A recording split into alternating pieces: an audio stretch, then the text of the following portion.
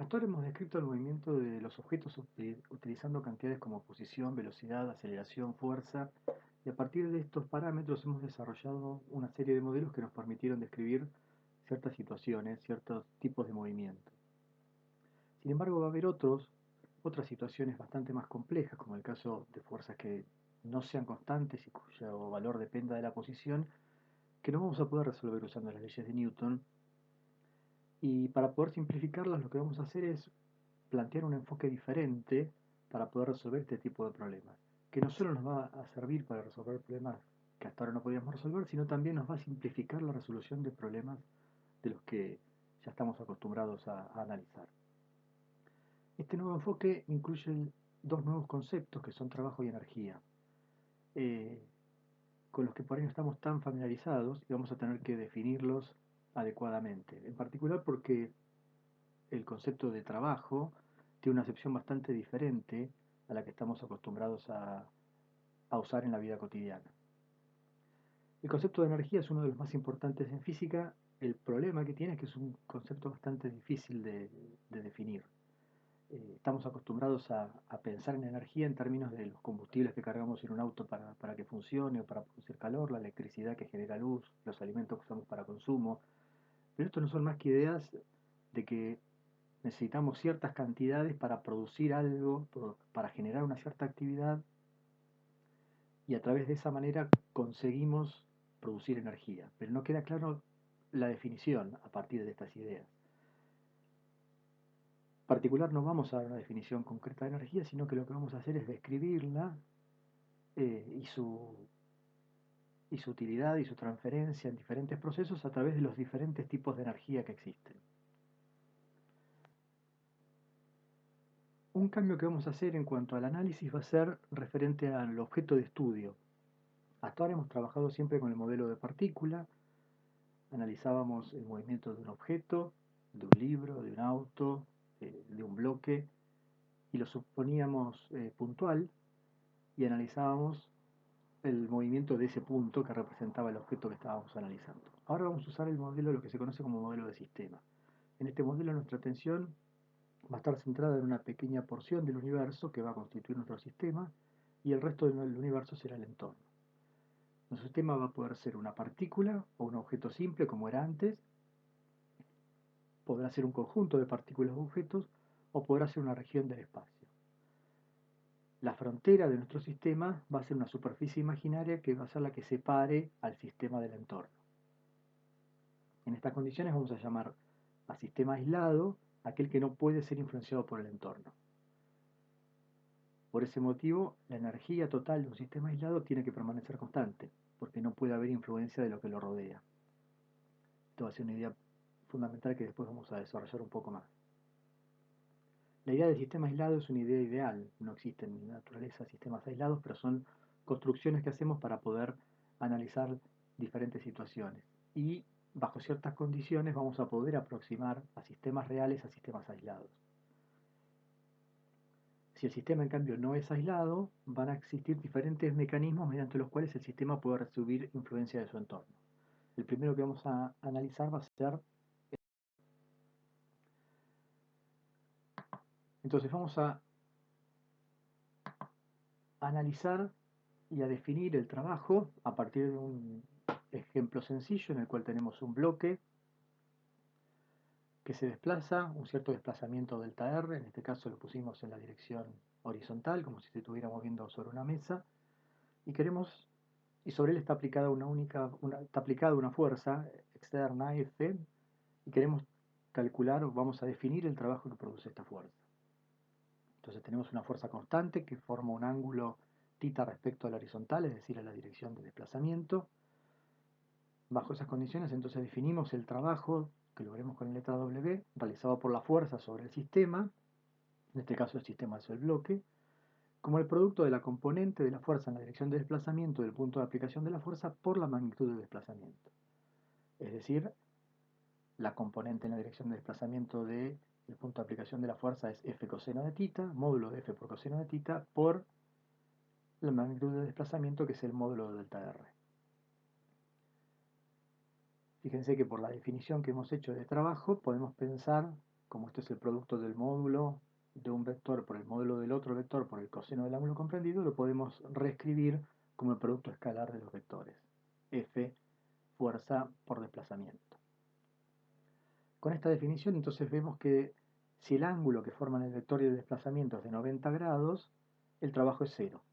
Es decir que en este mismo ejemplo, si yo quisiera calcular el trabajo de la fuerza de atracción gravitatoria, la fuerza peso que apunta hacia abajo, como forma 90 grados con el desplazamiento, el trabajo que hace el peso es cero. O el trabajo de la normal también será cero. Si el ángulo es cero, al trabajo lo puedo escribir como el producto de los módulos de la fuerza por el módulo del desplazamiento, que es tal vez la expresión más clásica o más sencilla que uno puede encontrar de trabajo, ¿no? En la secundaria probablemente uno hablara del trabajo como fuerza por distancia. Bueno, eso es válido en condiciones muy particulares, de fuerza constante y de fuerza aplicada en la misma dirección de desplazamiento, pero no necesariamente eso puede ser cierto, como es en este caso, por ejemplo, ¿no? Si el desplazamiento es cero, el trabajo es cero. Entonces acá es donde por ahí la definición que hacemos de trabajo en física choca un poco con la acepción normal que tenemos en la vida cotidiana. Si yo sostengo un libro a una determinada altura, mantengo el brazo fijo, no estoy haciendo trabajo sobre el libro. A pesar de que si yo tengo que estar un rato sosteniendo el libro, puedo sentir como que me está costando sostenerlo. Y uno dice, bueno, me cuesta trabajo sostener el libro acá porque me canso.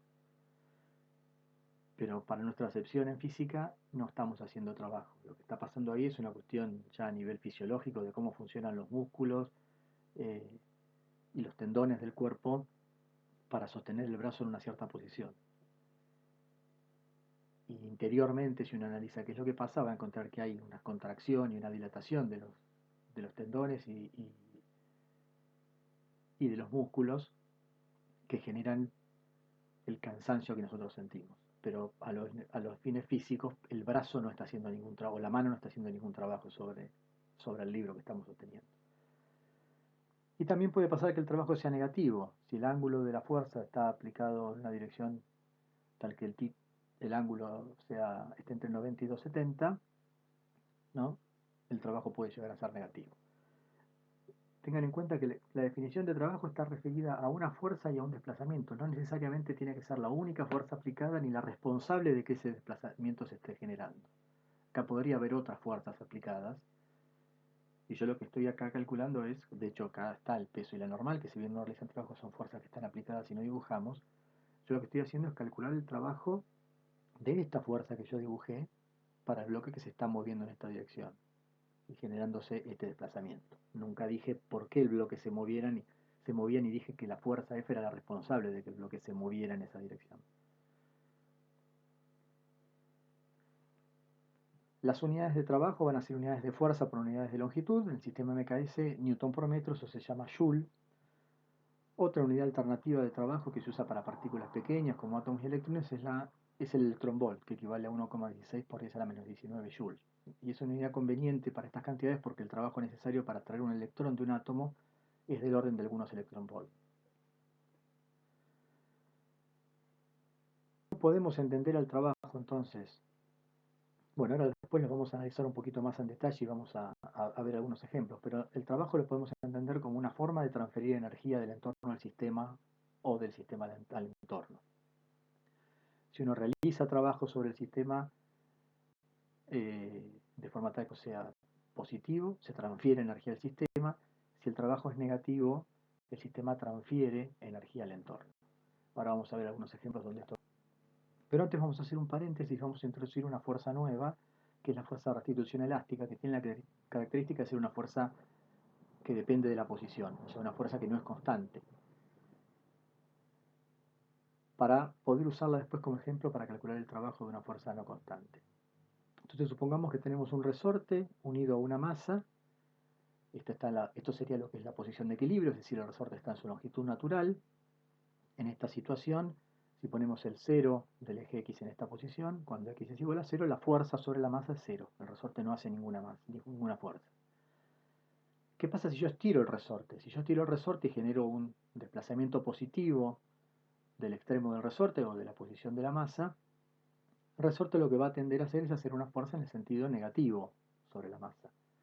Eso es lo que se conoce como una fuerza restitutiva, porque tiende a restituir al extremo del resorte o a la masa a la posición de equilibrio, a la posición de longitud natural del resorte. O sea que si el desplazamiento es positivo, aparece una fuerza negativa. Por el contrario, si yo comprimo el resorte, si el desplazamiento es negativo, aparece una fuerza positiva, porque el resorte va a querer estirarse para volver a la posición de equilibrio. Entonces, para un desplazamiento negativo aparece una fuerza positiva. Por eso la fuerza se conoce como fuerza de restitución elástica. Y se puede expresar como de la siguiente forma, como menos una constante por el desplazamiento. Es decir, que la fuerza es proporcional al desplazamiento que se genera y esa constante de proporcionalidad se llama constante elástica del resorte y depende de las características mecánicas del resorte. Y el signo menos me asegura que siempre la fuerza se va a oponer al desplazamiento. Esta expresión se conoce como ley de Hooke, más adelante la vamos a analizar un poco más en detalle cuando veamos elasticidad, y me muestra que la fuerza que necesito para estirar o comprimir un resorte es proporcional a la cantidad de estiramiento que quiero generar. La constante K, como dijimos, es una medida de la rigidez del resorte. Las unidades de la constante K van a ser de fuerza sobre longitud. En el sistema MKS será Newton por metro. Tenemos un ejemplo entonces que nos va a servir para, por ejemplo, calcular la constante K de un resorte en particular. Vamos a colgar el resorte en forma vertical y lo voy a sostener en su longitud natural. Como tengo una masa colgada, si yo empiezo a bajar la mano, el resorte se va a empezar a estirar hasta llegar a una nueva posición de equilibrio. Entonces lo vamos a bajar muy despacio y lo vamos a dejar en la nueva posición de equilibrio y vamos a analizar el diagrama de cuerpo libre del bloque en esta situación. En esta situación tenemos la fuerza peso aplicada hacia abajo y la fuerza de restitución elástica aplicada hacia arriba. Fíjense que yo generé un desplazamiento negativo en este caso. Si este es mi cero en el eje Y, el desplazamiento del extremo del resorte es negativo o de la posición de la masa es negativo. Por lo tanto, la fuerza de restitución elástica, que es menos K por I, va a ser positiva. Con un I negativo acá, esto se hace positivo, o sea que la fuerza apunta hacia arriba. Si planteamos la segunda ley, menos K por I menos M por G es igual a 0. Fíjense que no cambio el signo de esto porque este signo menos justamente es el que me asegura que la fuerza sea restitutiva, que se oponga al desplazamiento. Con un I negativo acá, esto va a terminar siendo positivo. Entonces de acá, de igualar esto a 0, porque el resorte se encuentra en equilibrio, o la masa se encuentra en equilibrio, mejor dicho, podemos despejar la constante K del resorte, menos M por G sobre I. Al ser el I negativo, la constante K tomará un valor positivo. Entonces, este es un ejemplo de una fuerza que varía con la posición. ¿No? Podríamos analizar el movimiento de la masa unida al resorte usando las leyes de Newton y las ecuaciones de cinemática que nosotros veníamos utilizando hasta ahora. Entonces, este va a ser un ejemplo que vamos a poder analizar con este nuevo enfoque de trabajo y energía. Entonces, vamos a calcular cuál es el trabajo de una fuerza variable. En el primer ejemplo que teníamos era una fuerza constante, ahora vamos a tomar una fuerza variable que podría ser la fuerza de extensión elástica o cualquier otra. Supongamos que la fuerza solamente tiene componente en X y varía según la variable X por una forma arbitraria como esta que está dibujada acá. Y queremos calcular el trabajo que genera esta fuerza variable para el desplazamiento desde X inicial a X final de un determinado cuerpo. Entonces lo que vamos a hacer es dividir este intervalo en intervalos más chiquititos y vamos a aproximar al trabajo en el intervalo jésimo como si la fuerza fuera constante en este intervalo, usando el teorema de valor medio y tomando un valor medio de los valores que toma la fuerza en ese intervalo. El trabajo lo podemos aproximar por F sub j, que es un valor intermedio dentro del intervalo en el cual, de valores en los cuales varía la fuerza, en el intervalo xj, por el desplazamiento, que es delta xj. ¿No? Acá estamos usando la definición de trabajo como si la fuerza fuera constante, pensándolo en ese pequeño intervalo. De forma tal que el trabajo total lo podemos aproximar como la sumatoria de los trabajos sobre cada uno de estos intervalos. El trabajo por el cual aproximamos en el intervalo j, fíjense que corresponde con el área bajo la curva, bajo el área de este rectángulo, que está sombreado en verde. El trabajo total será la suma de las áreas de todos los rectángulos. Para calcular el trabajo real, lo que tenemos que hacer ahora es tomar el límite cuando delta x tiende a cero, es decir, cuando empezamos a achicar la longitud de cada intervalo o aumentar el número de intervalos de la sumatoria, y eso sabemos que tiende a la integral definida fx diferencial de x entre el x inicial y el x final. La interpretación gráfica del trabajo, entonces, para una fuerza, representa el área bajo la curva del gráfico fuerza en función de posición. En el caso de que la fuerza fuera constante, la fuerza saldría fuera de la integral, y fíjense que la expresión se reduce a fx diferencial de x, la expresión que teníamos por una fuerza constante. Para el caso general en que el módulo y la dirección de f puedan variar, vamos a usar el producto escalar para expresar el trabajo, y el trabajo en general para una fuerza que varíe en su dirección, tanto en su módulo como en su dirección, lo vamos a escribir como la integral de línea del producto escalar f diferencial de r. La integral de línea se calcula sobre la trayectoria que sigue la partícula o el punto de aplicación de la fuerza. Y si hay varias fuerzas aplicadas sobre una partícula, el trabajo neto será la sumatoria de todos los trabajos. Como las integrales son conmutativas, puedo meter la integral adentro de la expresión de trabajo y escribir el trabajo total como la integral de la fuerza neta escalar diferencial de R. Entonces, calculemos el trabajo para esta fuerza nueva que hemos introducido ahora, que es la fuerza de restitución elástica. Tenemos una masa unida a un resorte, lo comprimimos una cierta cantidad hasta una posición menos x máximo y lo soltamos. Queremos calcular el trabajo que realiza la fuerza del resorte cuando la masa va desde esa posición hasta la cual comprimimos el resorte hasta x igual a 0, o sea, cuando pasa por la posición de equilibrio. Entonces el trabajo va a ser la integral de línea f diferencial de r, eso será la integral entre la posición, como en este caso el desplazamiento sola en una única dirección. La integral se me reduce a la integral de una variable entre x inicial y x final de menos k por x en y, es la fuerza expresada en forma vectorial, diferencial de x en y. Fíjense que no necesito expresar el diferencial de R en función de todas las demás componentes, porque la fuerza solamente tiene componente en y, y el producto escalar es un producto componente a componente. Si yo acá pusiera todas las componentes, diferencial de i más j más diferencial de z en k, esas se me cancelarían en el producto escalar. Y reemplazamos por los límites de integración. Ahora integro entre menos x máximo y 0, menos k por x diferencial de x. La integral de menos k por x es menos un medio de k por x al cuadrado. Cuando lo evalúo en 0, eso me da 0, menos, evaluarlo menos x máximo, me da más un medio de k por x máximo al cuadrado. Es decir, que el trabajo hecho por el resorte sobre la masa es un medio de k por x máximo al cuadrado. El trabajo es positivo porque la fuerza y el desplazamiento tienen el mismo sentido. Pensemos ahora en lo que habíamos dicho de la interpretación gráfica. Entonces vamos a graficar la fuerza en función del desplazamiento de la masa. Cuando el desplazamiento es negativo, la fuerza es positiva. La fuerza está representada por una recta dependiente menos k. O sea que el gráfico entre menos x máximo y x máximo de la fuerza tiene esta forma, es esta recta azul que está graficada acá. Y el trabajo que genera la fuerza sobre el bloque cuando se mueve de menos x máximo hasta 0 será el área de este triángulo, porque es el área bajo la curva. O sea que el trabajo será el área de este triángulo que tiene base x máximo y altura k por x máximo. Este punto de acá es k por x máximo. O sea que el área será base por altura sobre 2, x máximo por k por x máximo sobre 2, eso me da un medio de k por x máximo cuadrado. Efectivamente el mismo resultado que llegamos con la resolución analítica que hicimos.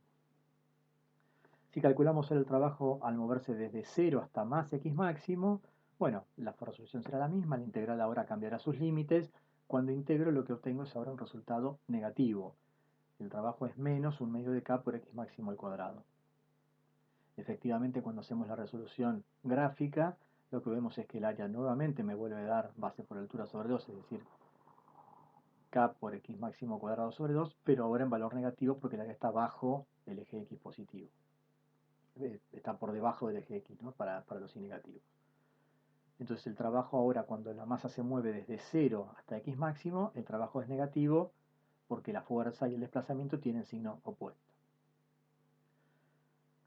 Si calculo el trabajo total, desde x menos x máximo será la suma de estos dos trabajos, el trabajo total es 0. Efectivamente el área bajo la curva total, desde acá, desde menos x máximo, es 0 porque son áreas iguales y se cancelan, con signos opuestos y se cancelan. Y si yo quisiera calcular el trabajo en una expresión general para un desplazamiento entre una posición x inicial y x final, la expresión a la que llegaría sería esta de acá, 1/2 de k por x inicial al cuadrado menos 1/2 de k por x final al cuadrado. Entonces lo que vemos es que el trabajo va a estar relacionado con esta cantidad, 1/2 de k por x máximo, y dependiendo cómo sea el sentido de la fuerza del desplazamiento, podrá ser positivo o negativo en diferentes intervalos de desplazamiento. Lo que podemos ver es que en el intervalo en el cual el trabajo es positivo, es decir, desde que la masa está en menos x máximo hasta 0, la masa experimenta un aumento en la rapidez. Yo la suelto desde el reposo y empieza a aumentar su rapidez hasta que pasa por el punto de x igual a 0. Y desde el punto de x igual a 0 hasta el máximo estiramiento del resorte, la rapidez de la masa disminuye. En este intervalo la masa se va frenando. Es decir, que mientras haga un trabajo positivo, la rapidez aumenta. Mientras haga un trabajo negativo, la rapidez disminuye. Entonces veo que hay una relación entre el trabajo que hago, el signo del trabajo que hago, y qué es lo que pasa con la rapidez del objeto sobre el cual estoy. Analicemos ahora el trabajo de la fuerza gravitatoria. Entonces, supongamos que tenemos un cuerpo que se mueve desde A hasta B, siguiendo esta trayectoria que está puesta acá en azul. Esto podría llegar a ser un tiro oblicuo, por ejemplo, ¿no? Tiro una piedra con un cierto ángulo inicial y realiza esta trayectoria, va desde RA hasta RB, y este de acá es el vector desplazamiento, RB menos RA. La fuerza peso será una fuerza que está apuntando hacia abajo, siempre negativa, menos mg por j. Y calculemos el trabajo. Yo lo puse en la expresión general, usando la integral de línea, pero podríamos haberlo hecho, como es una fuerza constante, podríamos haberlo hecho con la definición más sencilla, pero pensémoslo con la definición general. Escribimos a la fuerza en función del versor, en la notación canónica con el versor j, menos mg por j, por diferencial de r. Esto va a salir afuera de la integral. Me queda menos mg por j, producto escalar de la integral de línea del diferencial de r. El diferencial de r me va a dar, la integral de diferencial de r me va a dar delta r, evaluado entre el punto A y el punto B, o sea, el vector de desplazamiento, rb menos ra.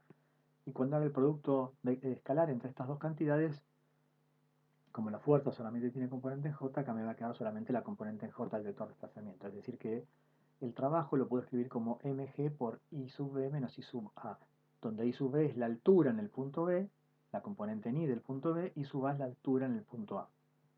O sea, esta diferencia. Entonces fíjense que acá el trabajo, en este caso, como la altura es mayor en el punto B que en el punto A, el trabajo será negativo. Entonces el trabajo que estará haciendo la fuerza peso sobre este cuerpo que se está moviendo en esta trayectoria será negativo. ¿Y qué pasa con su rapidez? Cuando tiro el objeto y está subiendo, lo que sabemos es que la rapidez del objeto disminuye, se mueve con velocidad, módulo de velocidad cada vez menor. Es decir que de nuevo, un trabajo negativo me produce una disminución de la rapidez.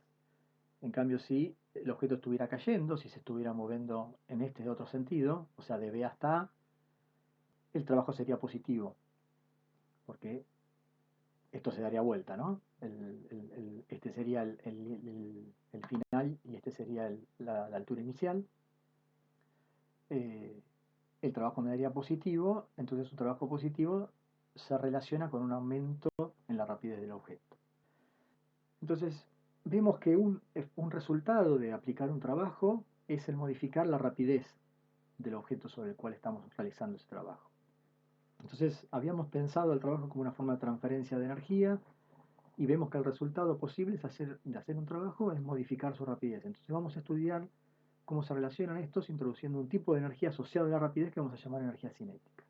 Entonces vamos a suponer, de nuevo un sistema compuesto por un cuerpo solamente de masa m que se mueve bajo la acción de una fuerza neta sumatoria de fuerzas, esta es la fuerza neta aplicada sobre el objeto, y que produce un desplazamiento de x inicial a x final asociado con un cambio de velocidad también. En x inicial tiene una velocidad inicial, en x final tendrá una velocidad final. Entonces el trabajo neto realizado sobre el cuerpo será la integral de la fuerza neta diferencial de R, como estamos haciendo para simplificar los cálculos, un desplazamiento en la dirección X con una fuerza solamente en la dirección X, esto se va a reducir a la integral entre X inicial y X final de la fuerza neta diferencial de X. Y vamos a escribir esta fuerza neta, no necesariamente tiene que ser constante, así que lo vamos a dejar dentro de la integral como m por a. ¿No? Usando la segunda ley, como solamente tenemos componente en x, esto sería igual a m por a sub x.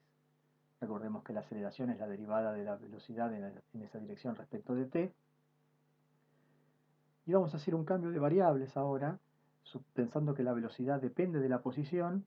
Vamos a usar la regla de la cadena para reescribir esta expresión de dv a dt. Vamos a escribirlo como dv a dx por dx a dt. Y acá cambiaremos de variable a la variable velocidad. De alguna manera simplifico estos dos diferenciales de x. Dx a dt es la velocidad, o sea que esto se reduce a la integral de m por b diferencial de b, evaluado entre la velocidad en la posición x1, que es b sub 1, es la componente en x de la velocidad en este caso, y b final, que es la componente en x de la velocidad en el punto final, que equivale en este caso a la rapidez, es decir, al módulo de la velocidad. Y esto sería igual entonces a la integral de m por b, que es un medio de mb cuadrado, evaluado en b final menos evaluado en b inicial, que es esta expresión que está acá. Entonces, lo que vemos es que el trabajo neto que se hace sobre el objeto lo podemos escribir como la diferencia de esta cantidad de un medio de mb evaluado entre la velocidad final, entre la rapidez final y la rapidez inicial. Si bien este resultado que encontramos lo hicimos con un cuerpo que se mueve en una dimensión, es un resultado general. Lo hicimos simplemente para simplificar los cálculos.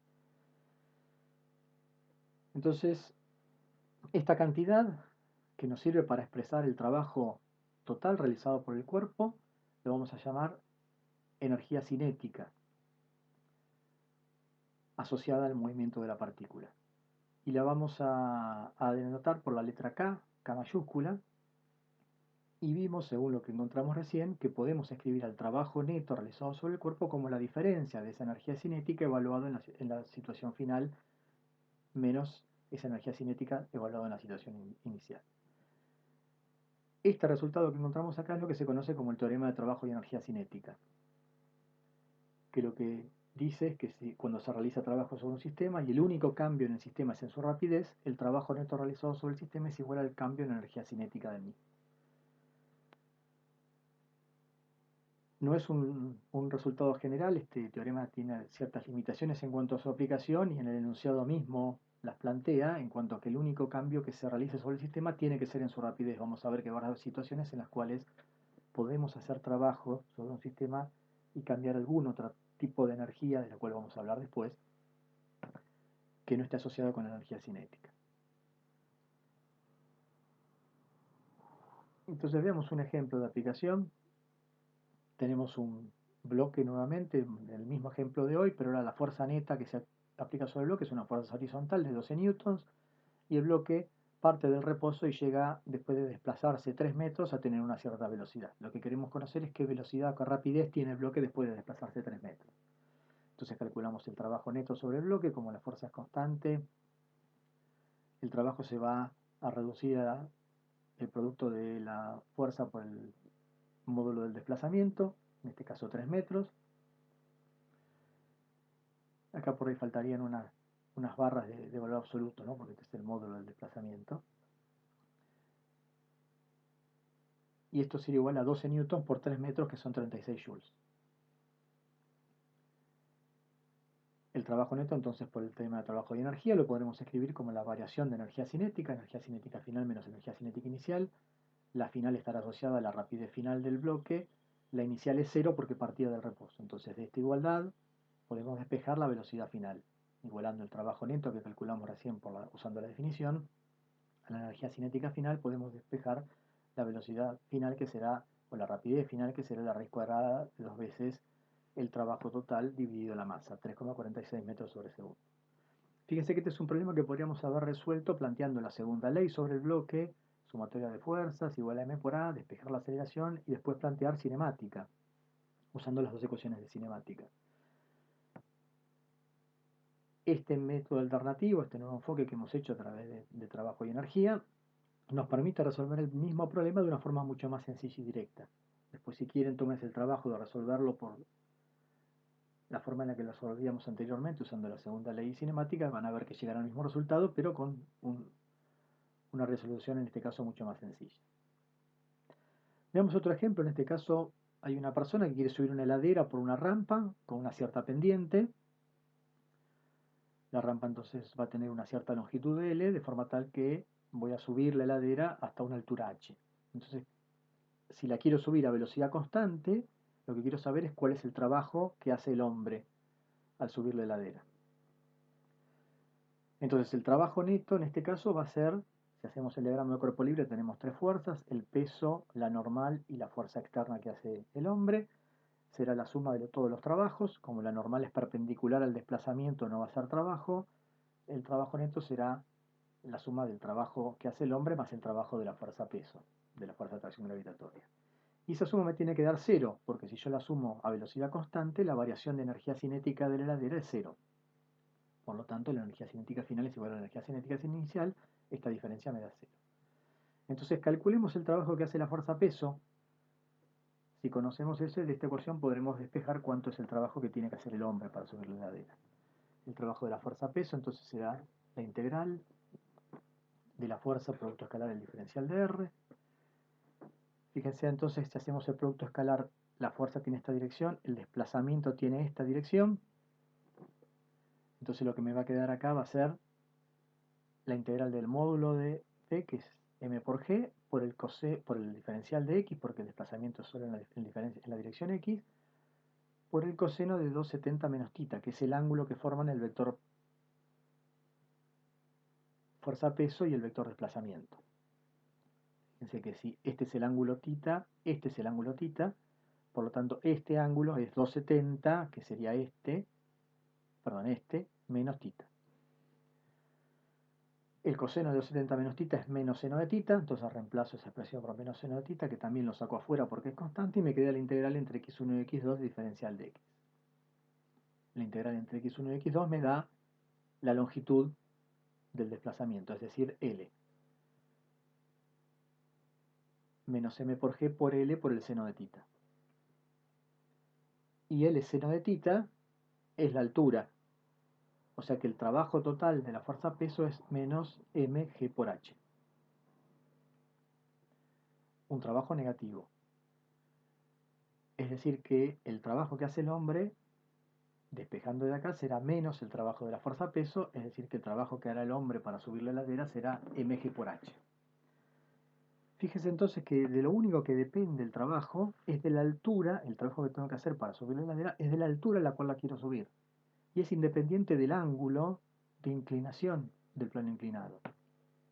Es decir, que si yo pongo un ángulo de inclinación mucho más chiquito, un plano inclinado mucho más chico, el trabajo que voy a hacer para subirlo a esta altura h va a ser exactamente lo mismo. ¿Cuál va a ser la diferencia? Que el L va a ser mucho más largo. Si yo pongo un plano inclinado con un ángulo mucho más chico, la longitud sobre la cual tendré que subir la heladera será mucho más larga, y en ese caso tardaré más tiempo en subirla.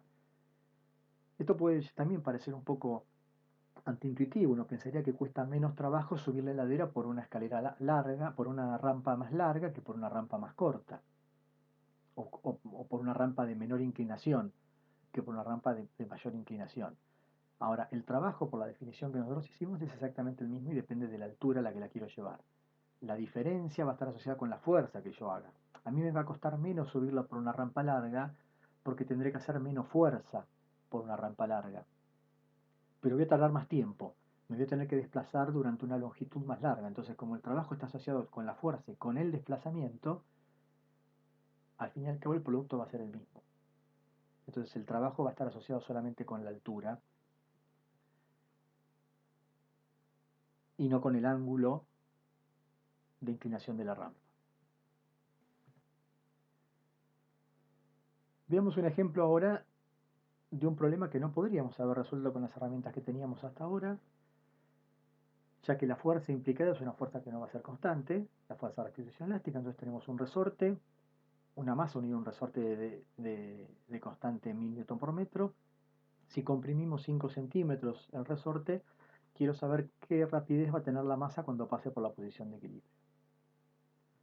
Entonces el trabajo va a ser la integral entre x inicial y x final de menos k por x diferencial de x. Esto va a ser igual a 1/2 de k por x final al cuadrado menos 1/2 de k por x inicial al cuadrado. En este caso, si reemplazamos por x inicial menos 5 y x final 0, lo que obtenemos es que el trabajo total es igual a 1,25 joules. Este trabajo total tiene que ser igual a la variación de energía cinética. Energía cinética final menos energía cinética inicial. Como la inicial era 0, porque partía del reposo, esto será igual a la energía cinética final. Y nuevamente de esta igualdad, de igualar la energía cinética final al trabajo total realizado sobre la masa, que en este caso era el trabajo de la fuerza de restitución elástica, 1,25 joules, puedo despejar la velocidad final, es decir, la velocidad con la que la masa pasa por la posición x igual a 0. Entonces tengo una herramienta bastante sencilla y bastante directa para calcular o resolver este tipo de problemas, ¿no? Vamos a analizar ahora otro tipo de energía. Hasta ahora hemos visto que hay una forma de almacenar energía que tiene un sistema, que es a través de la energía cinética, asociado a la rapidez. Vamos a ver ahora otro tipo de energía, que es lo que llamamos energía potencial. Vamos a considerar ahora un sistema más complejo. Hasta ahora hemos considerado solamente un sistema compuesto por una partícula, ahora voy a considerar un sistema que va a estar compuesto eh, por más de una partícula. Un sistema que va a estar compuesto por un bloque y por la Tierra. Y que interactúan entre ellas a través de la fuerza de atracción gravitatoria. Entonces yo tengo el bloque a una determinada altura inicial, supóngase que está arriba de una mesa, y lo subo con mi mano de forma muy muy despacito, hasta una altura final y sub f. De forma tal que no hay variación en su energía cinética porque inicialmente estaba en reposo y finalmente también está en reposo. Entonces, ¿qué pasó acá? Yo hice un trabajo externo sobre el sistema, yo hice un trabajo, si yo calculo, yo hice una cierta fuerza para subir al bloque, y el punto de aplicación de esa fuerza se desplazó porque el bloque se desplazó, es decir, que hice un trabajo externo, pero no hubo un aumento en la energía cinética del sistema. ¿Qué pasó entonces con el trabajo que yo hice? Bueno, lo que tenemos que pensar para entender eso, para ver de qué manera se almacenó esa energía que yo transferí al sistema a través del trabajo que yo hice sobre el sistema, es qué pasa si soltamos el bloque. Si soltamos el bloque va a empezar a ganar energía cinética. Es decir, el sistema va a empezar a ganar energía cinética, ya que el bloque es parte del sistema. ¿Por qué? Porque el bloque va a empezar a moverse cada vez más rápido. Si yo lo suelto, el bloque va a empezar a caer. Es decir, que el bloque va a empezar a ganar energía cinética. El origen de esa energía cinética que gana está asociado con el trabajo que yo hice, porque si yo no hubiera hecho el trabajo para aumentar su altura, el bloque no podría ganar energía cinética. Entonces, de alguna manera, mientras el bloque estaba en el punto más alto, el sistema había almacenado energía que estaba como ahí latente y tenía el potencial de convertirse en energía cinética. Es decir, tenía la posibilidad de en algún momento convertirse en energía cinética, pero hasta que yo no lo solté, eso no sucedió. Es por eso que esta cantidad de energía almacenada dentro de este sistema se conoce como energía potencial, porque tiene posibilidad de convertirse en algún momento en energía cinética.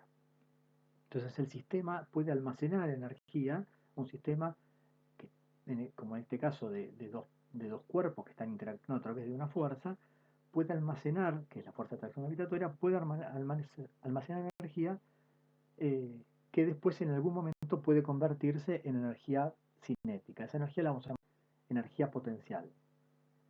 Vamos a ver cómo es la expresión de esta energía potencial para diferentes casos. Entonces, recordemos un poco el trabajo de la fuerza de atracción gravitatoria que ya habíamos calculado, que podíamos escribir como la diferencia de esta cantidad de mg por la altura inicial menos mg por la altura final. Lo interesante de este resultado es que el trabajo realizado por la fuerza de atracción gravitatoria entre este punto A y este punto B nada me dice de cómo fue la partícula desde A hasta B. Me dice que el trabajo va a depender de la altura de A y de la altura del punto B, de la altura esta y de la altura esta. No importa por dónde se mueve la partícula, no importa si la trayectoria fue esta, si fue esta, si fue una línea recta, si vino por abajo y después subió. Independientemente de cómo haya sido la trayectoria de la partícula, el trabajo de la fuerza de atracción gravitatoria solamente depende de las alturas iniciales y finales. Esto es lo que se conoce como un ejemplo de fuerzas que se llaman conservativas. Ya vamos a ver un poco más adelante por qué lleva en ese nombre. Entonces, una fuerza va a ser conservativa si su dependencia del vector posición es tal que el trabajo realizado por esa fuerza puede ser expresado como la diferencia entre los valores de una cierta cantidad, que llamamos U, y depende de las coordenadas, evaluado en los puntos iniciales y los puntos finales. Esa cantidad U es lo que vamos a llamar energía potencial asociada a la fuerza, y es función, como vimos, de las coordenadas del punto de aplicación de la fuerza. Entonces, en el caso de que una fuerza sea conservativa, por ende tiene que cumplir que el trabajo, que es esta integral, lo puede expresar simplemente como una cierta cantidad U evaluada en el punto inicial, menos esa misma cantidad U evaluada en el punto final. Una definición alternativa y equivalente de fuerza conservativa es que la integral a lo largo de una curva cerrada de f diferencial de r tiene que darme 0. Es decir, si el punto inicial es igual al punto final, la integral, que pasa a ser una integral cerrada, esa integral tiene que dar 0. Entonces la energía potencial es una función de las coordenadas, tal que la diferencia entre sus valores evaluados en la posición inicial y en la posición final es igual al trabajo realizado por la fuerza sobre la partícula para moverla de la posición inicial a la posición final. Entonces, en el caso de la fuerza de atracción gravitatoria, el trabajo vimos que lo podíamos escribir como mg por la altura inicial menos mg por la altura final, de forma tal que esta cantidad, mg por la altura, mg por i, es lo que llamamos energía potencial gravitatoria asociada al sistema masa-tierra. Es importante recalcar acá que la energía potencial está asociada a un sistema, en este caso masa-tierra, porque son dos partículas que están interactuando a través de esa fuerza. La energía potencial no es de la masa sola, sino que es del sistema, porque es esa fuerza de interacción la que permite acumular la energía en el sistema a través de este tipo de energía. Fíjense que si diferenciamos esta expresión, podemos escribir que f diferencial de r es menos diferencial de u, de forma tal que diferencial de u sea menos diferencial de r, o sea, si acá escribimos la fuerza gravitatoria y el diferencial, lo que obtenemos es que diferencial de u es menos mg por diferencial de i. Entonces de acá podemos encontrar la primitiva de esta expresión integrando diferencial de u, la integral de diferencial de u entonces será la integral de mg diferencial de i. Lo que vemos es que la expresión general de energía potencial gravitatoria es mg más una constante, siempre la primitiva está definida a menos de una constante. Esto es importante también recalcarlo, porque lo que vemos acá es que no hay una definición absoluta de energía potencial. Yo no puedo decir que la energía potencial de una partícula sea mg por la altura a la que se encuentra, porque siempre va a haber una constante asociada con el nivel de referencia que estoy usando para medir la altura. Es decir, que el valor absoluto de energía potencial no tiene ningún sentido. Si yo tengo un lápiz apoyado sobre mi escritorio, no tiene sentido pensar cuál es la energía potencial de ese lápiz, porque si yo la mido respecto del escritorio me va a dar 0, porque su altura es 0. Pero alguien que mide la altura respecto del piso me va a decir, no, no, la altura es 1 metro, o sea que su energía potencial es mg por 1 metro. Y alguien que la mide desde el techo me va a decir, no, no, su altura es menos 2 metros, o sea que su energía potencial es menos mg por 2 metros. ¿Y quién tiene razón? En realidad todos tienen razón, porque cada uno está midiendo la energía potencial respecto de su sistema de referencia, respecto del origen que puso en su sistema de referencia, y todos son correctos. Lo importante de la energía potencial no es el valor absoluto, sino la variación que se produce entre dos puntos, porque eso es lo que va a estar asociado al trabajo. Cuando el lápiz se caiga desde el escritorio hasta el piso, y yo mida la variación de energía potencial desde la altura final a la altura inicial, todos vamos a medir lo mismo. Hay el que puso la referencia en el piso, el que puso la referencia en el techo y yo que había puesto la referencia en el escritorio, vamos a medir toda la misma variación de altura, por ende vamos a medir la misma variación de energía potencial. Y eso va a ser lo que va a tener sentido, la variación de energía potencial. En el caso de la fuerza de restitución elástica, vimos también que el trabajo se podía escribir como la diferencia de esta cantidad, un medio de K por el desplazamiento al cuadrado, evaluado entre el punto final y el punto inicial.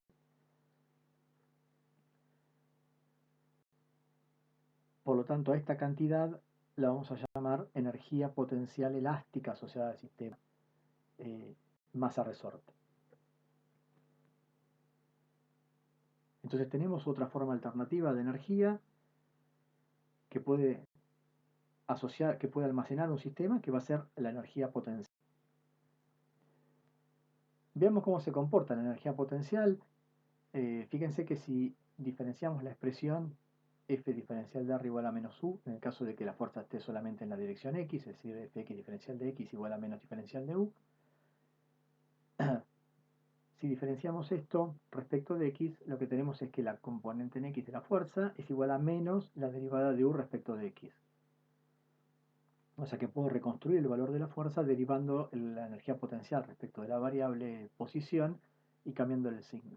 En el caso general de que la fuerza tenga tres componentes, esto va a estar asociado al gradiente, ¿no? al operador gradiente, y la fuerza la podré construir a partir de la energía potencial tomando las derivadas parciales en cada una de las tres direcciones, asociando cada una de esas derivadas en la dirección correspondiente y cambiando el signo a toda esa cuenta. Pero en el caso de la fuerza en una dirección, es más sencillo y va a estar asociado con la derivada de U respecto de X, o sea, con la pendiente de la función energía potencial. Entonces, supóngase que tenemos una función de energía potencial que depende solamente de la variable X y tiene esta forma de acá, varía de esta forma arbitraria. Yo puedo ver cómo se comporta la fuerza viendo cuál es la pendiente de la recta tangente a la curva U. Entonces, en este primer intervalo en el que la energía potencial crece, la pendiente es positiva, la pendiente de la recta tangente es positiva en todos estos puntos, porque la función U es una función creciente, de forma tal que la fuerza que aparece en este caso, en el eje X, va a ser negativa, porque la fuerza tiene el signo opuesto a la pendiente de la recta tangente, o sea, la derivada. O sea que en este caso tengo una fuerza que va a apuntar hacia allá sobre la partícula. Cuando llego a un máximo, la pendiente se hace cero, por lo tanto la fuerza es cero. Esto es un punto de equilibrio. Cuando paso al otro lado, la pendiente de la recta tangente pasa a ser negativa, por lo tanto la fuerza es positiva, apunta hacia la derecha. Por eso este punto se conoce como punto de equilibrio inestable, porque mientras la partícula esté en este punto, la fuerza es cero, pero si hay un pequeño desplazamiento infinitesimal respecto del punto de equilibrio, la fuerza que aparece me tiende a sacar a la partícula del punto de equilibrio. Si se mueve un cachito hacia allá, aparece una fuerza negativa que me lo va a tirar hacia allá. Si se mueve un cachito hacia la derecha, aparece una fuerza positiva que me lo tira hacia el otro lado. Este de acá, este mínimo de energía potencial, es un punto de equilibrio también, pero ahora es un punto de equilibrio estable, porque fíjense que ahora un desplazamiento respecto a este punto de equilibrio hace que la fuerza me vuelva a tender a mover a la partícula, a llevar la partícula hacia el punto de equilibrio. Si yo me muevo hacia la izquierda, la fuerza que aparece es positiva. Si me muevo hacia la derecha, la fuerza que aparece es negativa y me tiende a restituir a la partícula al punto de equilibrio. Y en esta región donde tengo una fuerza constante durante todo el intervalo, es un punto de lo que se conoce como equilibrio neutro, porque yo si me muevo hacia la izquierda y hacia la derecha, la fuerza sigue siendo cero. Entonces, fíjense que esto podríamos pensarlo como si esto fuera U y esto fuera I. Esto podría ser la energía potencial asociada, supónganse que esto fuera la vía de un carrito, de una montaña rusa. Entonces sería la energía potencial que tendría la partícula a medida que el carrito se va moviendo por la montaña rusa. Entonces, cuando su altura crece, su energía potencial crece, cuando la altura disminuye, la energía potencial disminuye, y en estos puntos, acá y acá, tengo máximos y mínimos de energía potencial, que son puntos de equilibrio. Este inestable y este estable. ¿Por qué? Porque si yo estoy acá y dejo el carrito ahí parado, no va a haber fuerza. Ahora, donde el carrito se mueve un cachito, que va a tender a caerse por acá o a caerse por acá. Mientras que en este punto, si yo empujo el carrito hacia un lado o hacia el otro, el carrito va a tender a volver a su punto de equilibrio. Entonces es una forma de mirar el comportamiento de la fuerza asociada con la energía potencial relacionada. Entonces, ¿hacia dónde vamos con todo esto? Y vamos a entender un poco ahora por qué a esta forma de almacenar energía le hemos llamado energía potencial. Vamos a ver qué pasa entonces en un sistema donde tenemos fuerzas que están realizando trabajo y esas fuerzas son de este tipo que hemos llamado que hemos definido recién, fuerzas conservativas. Consideremos primero una partícula como nuestro sistema. Una partícula de manera que la única fuerza que hace trabajo es la fuerza de atracción gravitatoria, que ya vimos que es una fuerza conservativa. Entonces, si lo soltamos desde una determinada altura, el trabajo que hace la fuerza de atracción gravitatoria ya vimos que lo podemos escribir como la diferencia de esta cantidad mg por i en la posición inicial menos mg por i en la posición final. Entonces este va a ser el trabajo total que haga la fuerza, el trabajo que haga la fuerza de atracción gravitatoria sobre la partícula. Este trabajo se traduce en un cambio en la rapidez de la partícula. Entonces, por el teorema de trabajo y energía, yo voy a poder escribir que ese trabajo total es igual a la variación de la energía cinética de la partícula. Esa variación de energía cinética es la energía cinética final menos la energía cinética inicial. Igualando estas dos expresiones, podemos decir que la variación de energía cinética es igual a mg por i inicial menos mg por i final. Vamos a relacionar ahora esta expresión, o los dos lados de esta expresión, de esta igualdad, con lo que pasa con un sistema que está formado por la partícula y la Tierra. O sea, mi sistema ahora va a ser partícula-Tierra.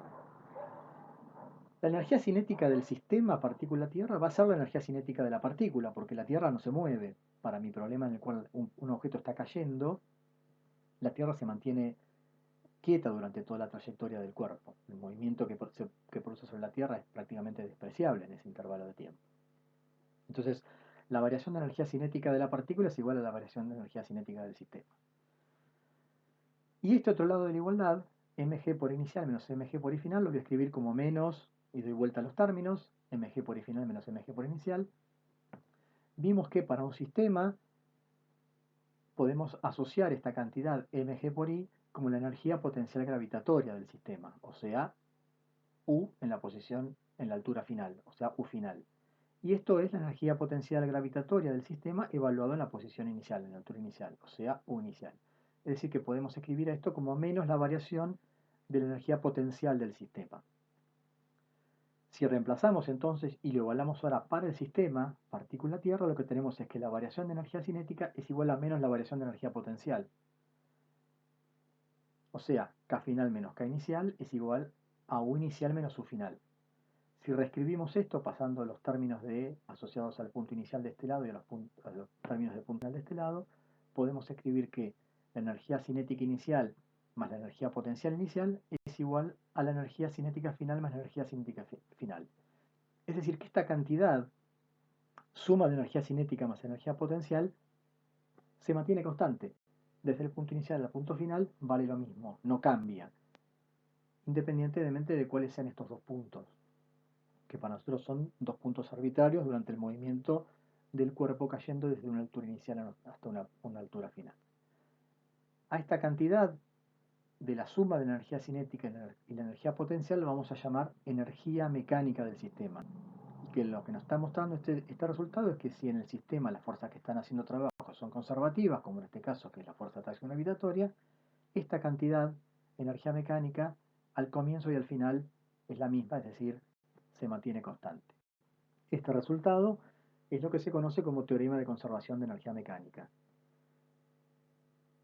Y dice que cuando en un sistema aislado las fuerzas que realizan trabajo son conservativas, la energía mecánica del sistema permanece constante. Es decir, la suma de la energía cinética más la energía potencial durante todo el tiempo tiene que valer siempre lo mismo. Y si hay intercambios de energía, lo que se pierda de energía potencial tendrá que reconvertirse en energía cinética y viceversa.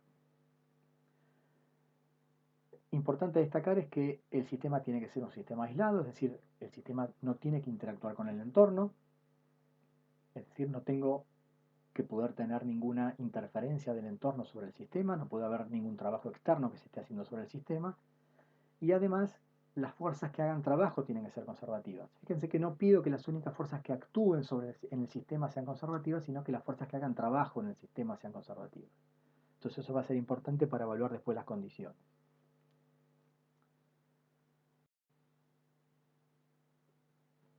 Entonces veamos un ejemplo muy sencillo. Resolver de alguna manera el ejemplo que analizamos recién. Vamos a soltar un bloque desde una altura inicial i. Inicial, quiero saber qué velocidad, qué rapidez tiene el bloque cuando pasa por una altura i final. Entonces nuestro sistema va a ser el sistema aislado bloque tierra. Voy a suponer que ese es mi sistema, el resto del universo es el entorno y no hay interacción entre el entorno y el sistema. La única fuerza que está actuando y realizando trabajo dentro de mi sistema va a ser la fuerza de atracción gravitatoria, que es una fuerza conservativa, por lo tanto estoy dentro de las condiciones del teorema de conservación, la energía mecánica tiene que ser constante. Entonces lo que vamos a hacer es plantear la energía mecánica inicial y la energía mecánica final del sistema e igualarlas. La energía mecánica inicial será la energía cinética inicial más la energía potencial inicial. Como lo suelto desde el reposo, esto es cero, la energía cinética inicial es cero porque la rapidez del cuerpo es cero y la Tierra en este problema consideramos que no tiene energía cinética. Y la energía potencial asociada al sistema, a la interacción bloque-tierra, la puedo escribir como mg por la altura inicial. La altura la voy a medir desde el piso. En la situación final tendré la energía cinética final del bloque más la energía potencial del sistema asociada a la interacción entre la Tierra y el bloque, que va a ser mg por la altura final del bloque. Si igualo, fíjense que las masas se cancelan y puedo despejar la velocidad o la rapidez, que sería igual a la raíz cuadrada de 2g por i inicial menos i final. Entonces fíjense que la resolución del problema es muy sencillo para determinar la velocidad del bloque y les propongo como ejercicio que pueden hacer ustedes resolver este mismo problema usando, en este caso, las ecuaciones de cinemática que nos permiten resolver este tipo de problemas. Pero van a ver que la resolución es un poquito más compleja, un poquito más extensa, no sé si llamarla más compleja, pero un poquito más extensa que la resolución que podemos realizar con este nuevo enfoque de trabajo y energía. Veamos otro ejemplo, ahora un ejemplo un poquito más complejo, en el cual tenemos un carrito de una montaña rusa, que lo voy a soltar desde una altura h, y lo que quiero es que el carrito alcance a dar la vuelta completa por un rulo. Entonces la pregunta es cuál es la altura mínima desde la cual debo soltar el carrito para que si el carrito se desliza por esta rampa, por esta vía sin roce, alcance a dar la vuelta completa al rulo. Entonces nuestro sistema aislado va a ser el carrito más la pista más la tierra. Ese va a ser el sistema aislado. Sobre ese sistema no hay ningún trabajo externo que se esté haciendo, de manera tal que lo puedo pensar como sistema aislado. Y la única fuerza que hace trabajo es la fuerza de atracción gravitatoria, porque las fuerzas que están actuando en mi sistema van a ser la fuerza de atracción gravitatoria y la normal que la pista le hace al carrito. Pero eso es una fuerza siempre perpendicular al desplazamiento, por lo tanto no hace trabajo. Es decir, que la única fuerza que hace trabajo es la fuerza de atracción gravitatoria y es una fuerza conservativa. Por lo tanto, estoy en las condiciones del teorema de trabajo y de conservación de energía mecánica. Es decir, la energía mecánica del sistema tiene que permanecer constante. Ya habíamos calculado cuál era la velocidad mínima, porque piensen que si yo quiero saber la altura mínima desde la cual tengo que soltar el carrito, lo que necesito saber es con qué velocidad mínima tengo que llegar acá. Y después igualar las energías mecánicas en el punto inicial y en el punto final. Ya habíamos calculado cuál era la altura mínima que necesito para que el carrito complete la vuelta completa. Para eso lo que habíamos hecho era pararnos en este punto de altura máxima, plantear la sumatoria de fuerzas y utilizar la segunda ley para relacionar la fuerza neta con la aceleración centrípeta que experimenta el carrito en ese punto, que es igual a m por b cuadrado sobre r. Y lo que veíamos era que la altura mínima, si queríamos minimizar la altura, el valor mínimo de aceleración centrípeta se obtenía cuando esto de acá era mínimo. Como el peso no puede cambiar, porque el peso es fijo, porque la masa del sistema carrito más gente que está arriba es fijo, lo que puedo disminuir es la normal. Es decir, que a medida que disminuye la velocidad, disminuye la normal. El valor mínimo de velocidad se obtiene cuando la normal se hace cero. No puedo reducir más la velocidad que eso. Entonces la velocidad mínima la obtengo haciendo módulo normal igual a cero, y de ahí obtenía que el valor mínimo de la normal, de la rapidez, era la raíz de g por r. Entonces, sabiendo que la rapidez acá es raíz de G por R, puedo plantear la conservación de energía mecánica entre este punto y este punto. La energía mecánica acá será solamente energía potencial gravitatoria asociada a mi sistema, mg por h, y la energía mecánica en este punto será la suma de energía cinética, en este caso solamente del carrito, un medio de mv mínima al cuadrado, más la energía potencial almacenada en el sistema, que es mg por 2r. La altura en este punto es 2 veces el radio. Si igualamos, fíjense que un medio de la masa por la velocidad mínima al cuadrado más mg por 2r, la velocidad mínima la puedo reemplazar por g por r, es decir que esto va a ser, perdón, por raíz de g por r, o sea que b cuadrado es g por r. Puedo simplificar las masas, simplificar g y despejar de acá que h es igual a un medio de r más 2r, lo que me da 5 medios de r.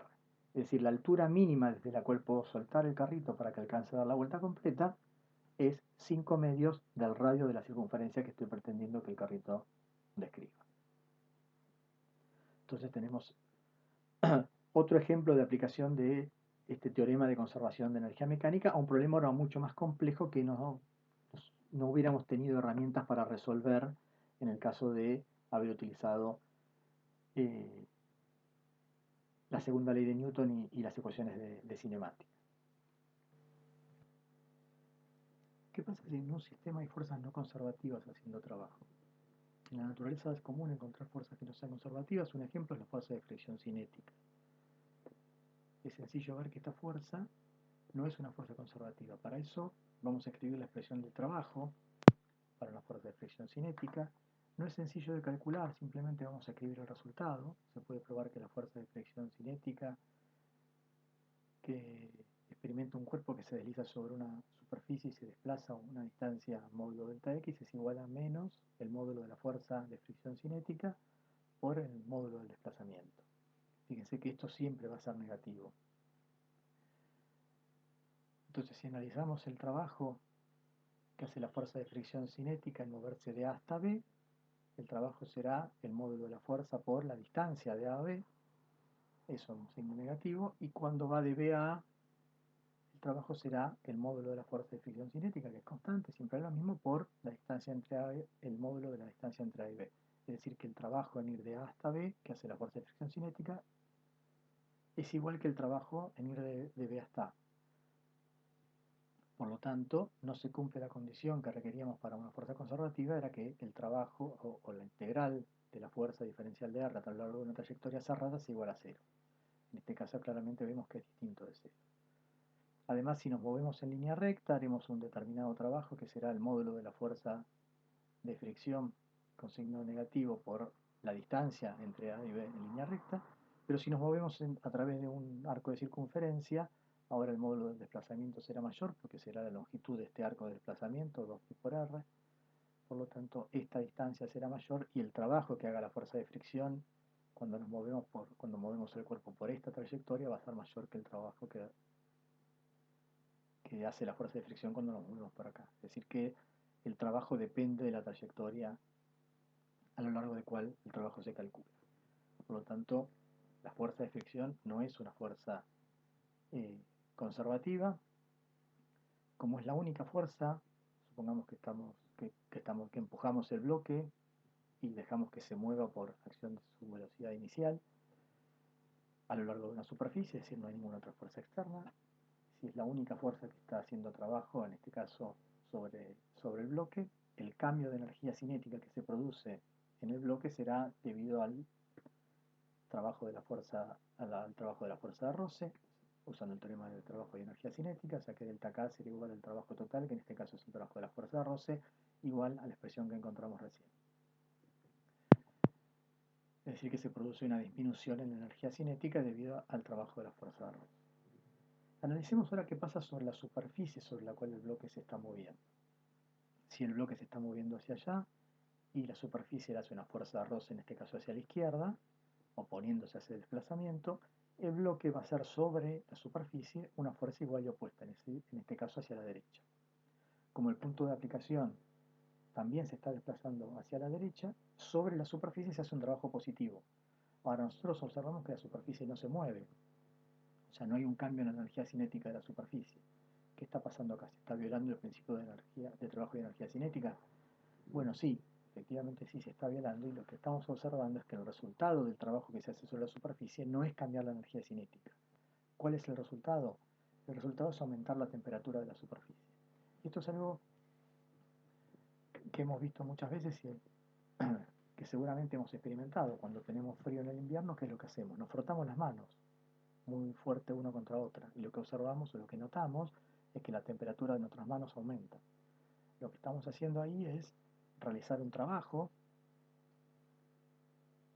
o la fuerza de roce, digamos, está haciendo un trabajo sobre nuestras manos que está dando como resultado no un aumento en la energía cinética, sino un aumento en la temperatura de las superficies entre las cuales estamos generando se está generando esa fuerza de fricción cinética. Entonces vamos a llamar a energía interna a la energía asociada a la temperatura de un objeto. Entonces, en este caso, el trabajo realizado sobre la superficie no representa un cambio en la energía cinética, sino un cambio en la energía interna del sistema. De alguna manera estamos convirtiendo trabajo mecánico en energía interna del sistema que produce un aumento de su temperatura. Entonces, la energía total del sistema, de un sistema en general, lo vamos a escribir como la suma de la energía mecánica más la energía interna. La energía total va a ser la energía cinética más la energía potencial más la energía interna del sistema. Entonces vamos a considerar un sistema más amplio donde consideramos no solo al bloque dentro del sistema, sino también al bloque y a la superficie sobre la cual el bloque se está moviendo. Entonces ahora nuestro sistema es un sistema aislado, no interactúa con el entorno. Una de las ideas principales de la aproximación energética es que no podemos crear ni destruir energía. Entonces, cuando yo tengo un sistema aislado, esta cantidad que se conoce como energía total tiene que permanecer constante, porque si el sistema justamente no es aislado, lo que dijimos es que no puede haber interacción con el entorno, no puede haber ningún tipo de transferencia desde el entorno hacia el sistema ni viceversa. Por lo tanto, la energía total, que es la energía mecánica más la energía interna de un sistema aislado, tiene que permanecer constante. Yo no puedo crear ni perder energía dentro de mi sistema. O sea que la variación de energía total del sistema tiene que ser igual a cero. La variación total de energía la voy a escribir como la variación de energía cinética más la variación de energía interna. Como vimos, la variación de energía cinética está asociada con la fuerza de fricción cinética que se está haciendo sobre el bloque, y lo puedo escribir como menos la fuerza de fricción por delta X, de forma tal que la variación de energía total del sistema será menos la fuerza de fricción por delta X más la variación de energía interna. Y como esto tiene que ser igual a cero porque el sistema es aislado, la variación de energía interna es igual a la fuerza de fricción por el desplazamiento. Es decir, que la fuerza de fricción lo que está produciendo es un aumento en la energía interna del sistema. ¿A expensas de quién? A expensas de perder energía cinética, es decir, a expensas de perder energía mecánica. Yo estoy perdiendo energía mecánica que se está transformando, en este caso, en energía interna del sistema, y está produciendo un aumento en la temperatura del sistema. Entonces, cuando tenemos un sistema aislado, su energía total se tiene que permanecer constante. Si no hay fuerzas no conservativas, este término de energía interna no cambia y la variación de energía total es igual a la variación de energía mecánica, y eso se reduce al teorema de trabajo de conservación de energía mecánica. Cuando aparecen fuerzas no conservativas, la pérdida de energía mecánica se traduce en un aumento o la variación de energía mecánica se traduce en una variación de energía interna. Entonces, si en un sistema tenemos tanto fuerzas conservativas como no conservativas haciendo trabajo, al trabajo total lo podremos escribir como el trabajo de las conservativas más el trabajo de las no conservativas. Al trabajo de las conservativas lo podemos escribir como menos la variación de la energía potencial del sistema. Ya vimos que al trabajo de una fuerza conservativa lo podemos escribir de esta manera, en función de la energía potencial del sistema. y usando el teorema de trabajo de energía cinética, el trabajo total sobre el sistema sería igual a la variación de energía cinética. Es igual, como vimos recién, a menos la variación de energía potencial más el trabajo de las fuerzas no conservativas. De acá podemos entonces despejar el trabajo de las fuerzas no conservativas sería igual a la variación de energía cinética más la variación de energía potencial, es decir, a la variación de energía mecánica. Por ende, si hay fuerzas no conservativas haciendo trabajo en mi sistema, voy a tener una variación en energía mecánica y esa variación en energía mecánica va a ser igual al trabajo de las fuerzas no conservativas, que como vimos se puede transformar en energía interna del sistema. Entonces, si tenemos una fuerza conservativa es una fuerza entre elementos de un sistema que no causa ninguna transformación de energía mecánica en energía interna del sistema. Por el contrario, las fuerzas no conservativas son aquellas que producen variación de la energía mecánica y transformación de esa energía mecánica en energía interna del sistema.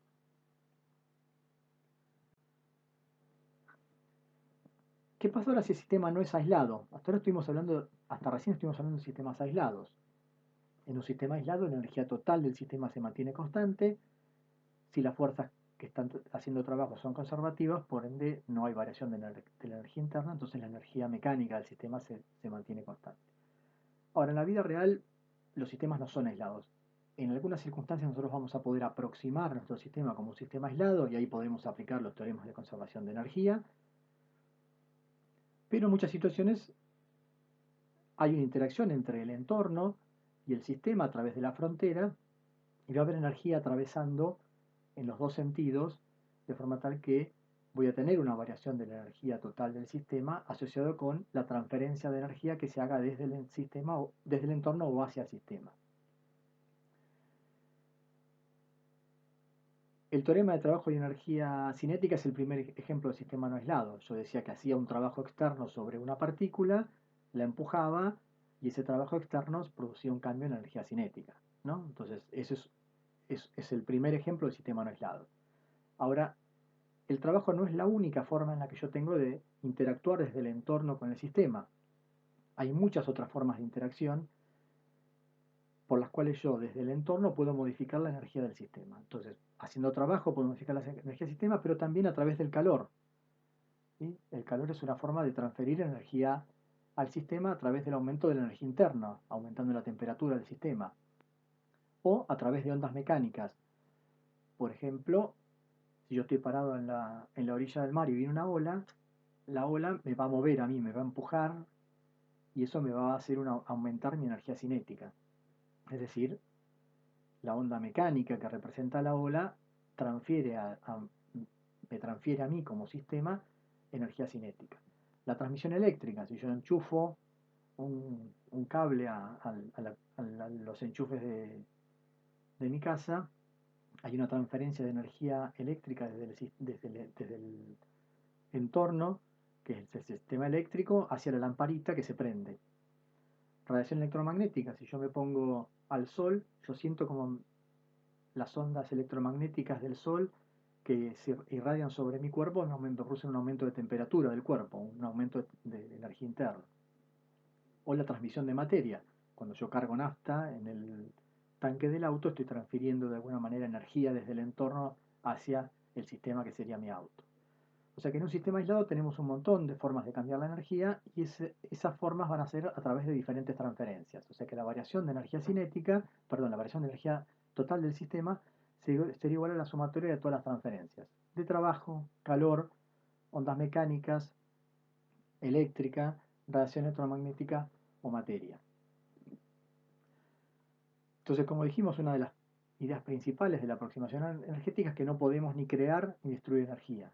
O sea que la energía total se conserva. Si en un sistema la cantidad de energía cambia, eso solo puede deberse al hecho de que una cierta cantidad de energía cruzó la frontera a través de alguna de estas formas, a través de alguno de estos mecanismos.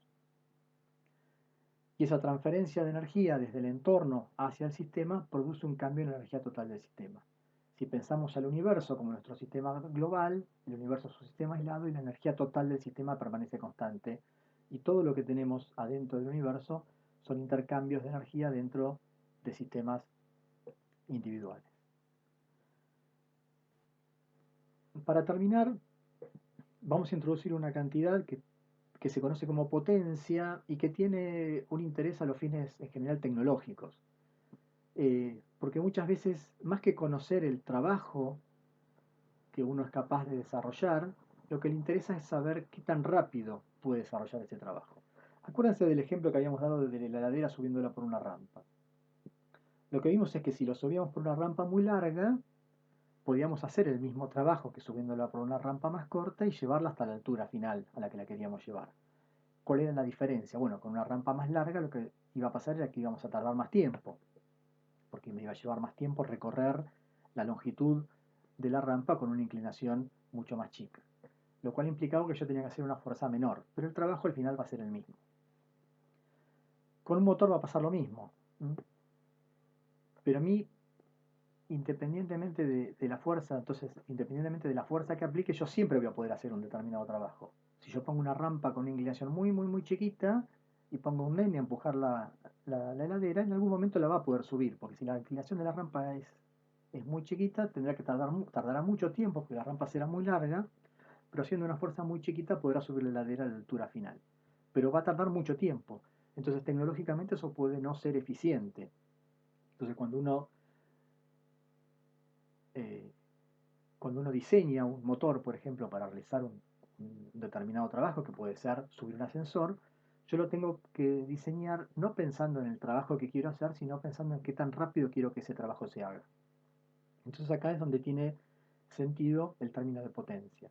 La potencia promedio, si yo aplico una fuerza externa a un objeto y el trabajo realizado en el intervalo delta t es omega, es W, la potencia promedio se define como el cociente entre el trabajo y el intervalo de tiempo en el cual el trabajo se hizo. Entonces, por la rampa más larga, como yo voy a tardar más tiempo, la potencia será menor. La potencia requerida para subir la heladera por la rampa más larga va a ser menor que la potencia requerida para subirla en forma vertical, si quiere. La potencia instantánea la vamos a definir como el límite para el t tendiendo a cero de el trabajo dividido delta t, y esto sabemos que es igual a la derivada del trabajo respecto del tiempo. Si el trabajo lo escribimos como el producto escalar de f diferencial de r, al diferencial de trabajo, de r de t es la velocidad, por lo tanto, la potencia la podemos pensar como el producto escalar de la fuerza por la velocidad. Si f y b son paralelos, la potencia será el módulo de la fuerza por el módulo de la velocidad. Entonces la potencia me da un poco la idea de la eficiencia que va a tener una fuerza para realizar un trabajo, una cierta cantidad de trabajo. Las unidades de potencia van a ser unidades de energía por unidad de tiempo. O sea, fíjense que lo que me dice es qué tan rápido puedo realizar una cierta cantidad de trabajo. Y en el sistema MKS eso van a ser joule por segundo. O sea, esa unidad se conoce con el nombre de watt y equivale a kilogramo cuadrado, metro cuadrado sobre segundo cuadrado. Una unidad también de potencia equivalente es el HP o horsepower. Seguramente si vieron en los motores, la potencia está expresada en general en función de HP. HP es la unidad de potencia real, es decir, la que se usó originariamente en Inglaterra, y equivale a 746 watts.